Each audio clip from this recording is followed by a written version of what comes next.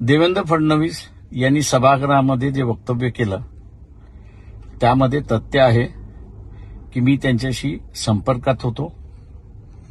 त्यांना विनंती केली की 14-15 वर्षाच्या मुली ज्या पकडण्यात आलेल्या आहेत त्यांना सोडण्यात यावं. पोलिसांनी असताना अमानुष लाठीचार्ज केलेला आहे तो ताबडतोब थांबवावा आणि कोमिंग ऑपरेशन जे सुरुवात केलंय तेही त्या ठिकाणी थांबवावं. देवेंद्र फडणवीस माजी आणि आयजी यांचा कॉल झाला हेही बरोबर आहे. आयजीने मी लक्ष घालतो असं त्या ठिकाणी म्हटलं.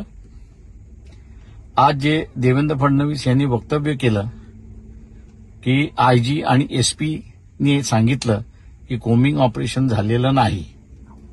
माझं देवेंद्र फडणवीस यांना विनंती आहे की त्यांनी महिला आयोग, त्याच्याचबरोबर SC/ST आयोग आणि ह्युमन राईट कमिशन यांचा जो आयोगाचा रिपोर्ट आहे आणि येईल त्याच्याकडे त्यांनी लक्ष घालावं आणि त्यानंतर आयजी आणि एसपी यांनी त्यांना खरी माहिती दिली का याचा त्यांनी तपास त्या ठिकाणी करावा आणि योग्य कारवाई करावी. कोमिंग ऑपरेशनमध्ये काही जणांची घरं तोडण्यात आलेली आहेत. घरात घुसून मारण्यात आलेला आहे.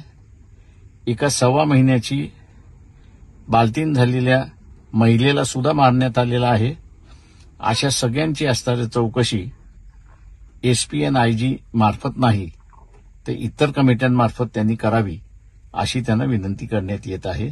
त्या सगळ्यांना कॉम्पन्सेशन सुद्धा द्यावं अशी विनंती.